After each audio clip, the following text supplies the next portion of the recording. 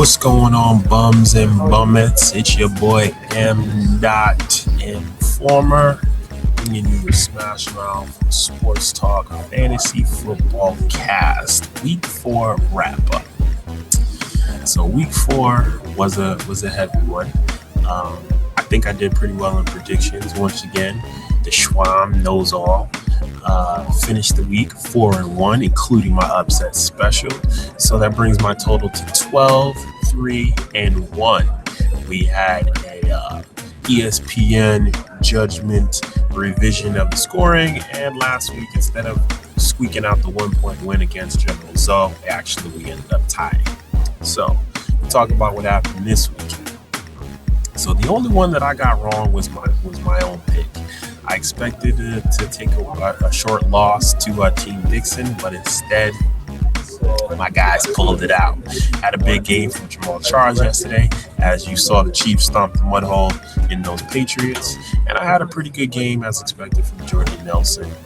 But what I really thought was going to cost me, it ended up costing me a lot, but not enough to lose, was I started Michael Crabtree at the flex instead of Frank Gore. Also, Team Dixon, as usual, with DeMarco Murray at the running back position, continues to be fantasy gold. But surprising no-show was Cordell Patterson with Teddy Bridgewater starting. And for some reason, Levon had the Patriots D for -4 points because you know how they got routed last night. Now, moving on. Team Poku had that one right. Poku squeaked it out despite having Washington's defense for some reason. And Uncle Ricos swapped out Matt Ryan for Andrew Luck, which was a good call, but it just wasn't enough to get the job done. The Greycourt Hogz went down to Dago Major as expected. Phillip Rivers had a great passing day, and he had also got a great game from Matt Asiata. But Dago Major's receivers each all had double digits as expected. For some reason, he didn't start Trent Richardson. I guess he hasn't watched the last two casts. He started Reggie Bush instead of starting Trent Richardson, going against the fifth worst rushing defense in the league. FUCYOTEAM Raider Nation got their asses kicked by Porky's revenge as expected. General Zoe put the smack down when he had Roethlisberger, Antonio Brown, Steve Smith, and Larry Lindell all more than 20-plus points. In the upset special of the week, I called it roll out Mitchell. East Oakland Raider mob takes down undefeated Team PIRUS as expected.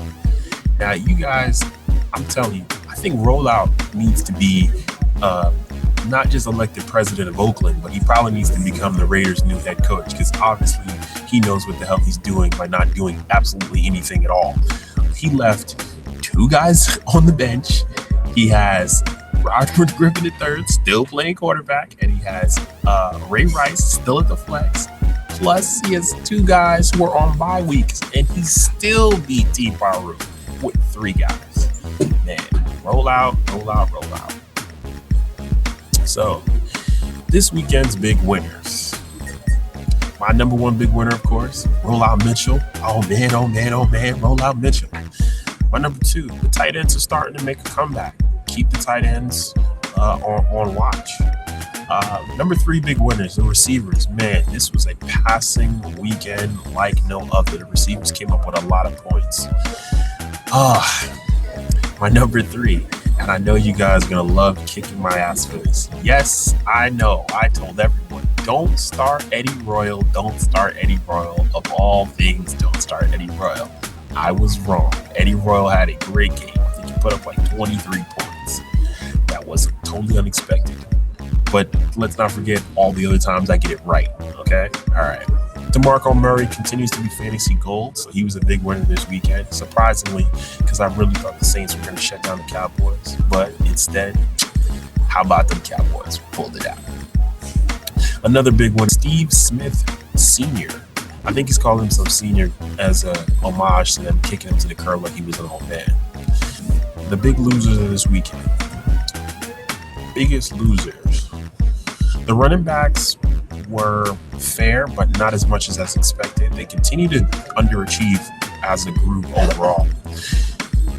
Defenses, man, we had a bunch of defenses that had either less than 10 points or in some cases negative points. Another big loser, who I expected to have a pretty good game, was Nick Foles. He did not at all. We might have quarterback controversy about to brew in Philly. Another big loser this weekend, Deshaun Jackson. Unfortunately, Deshaun wasn't able to get anything going. And the biggest loser of all, Tom Brady. As our boy Shermhead reminded you guys, Tom Brady is not somebody you want to have. Actually, there's no Patriot except maybe Gronk that you want to have in terms of fantasy points. Now, the trends. As I said earlier, the tight ends are on the upswing. I think if you can load yourself up with some tight ends toward the mid end of the season, you're going to be in a good spot rolling into your playoff season. Almost all the defenses are exactly who we think they are. The Chiefs, the Bengals, the Cardinals, the Rams, the Jets. Another trend coming up. Now is the time to start hunting for a quality backup quarterback. I understand if you have Andrew Luck or Peyton Manning, but those guys have bye weeks. They also, toward the end of the season, guys like Peyton are going to take days off or take quarters off, and that can hurt you in the long run. So you need to have a Fitzpatrick in your backup lineup. You need to have a Tannehill. I cannot harp on how much Brian Tannehill is going to be able to really save your fantasy season when you need it most. Another big trend that's really starting to make headway. Number 2 and number 3 receivers. I think that this year's league is a lot of leagues are really surviving, and people are really being able to stretch out their season is by going deeper into the wide receiver pool. The Megatrons aren't going to get it done every week, so you got to make sure that you have guys that are, little known guys that aren't usually at the head of your class in your lineup. And the biggest trend that I think is really about to take off, I think you should pay attention to the coaching change in Oakland, because I think that's going to make a lot of people have fire sale for a lot of teams. I think it's okay to have somebody deep on your bench, just in case of injury. That guy can still get you 5 or 6 points. That may make the difference depending on how competitive your league is. A couple quick reminders. The information that we're giving you isn't just for Smash Mouth.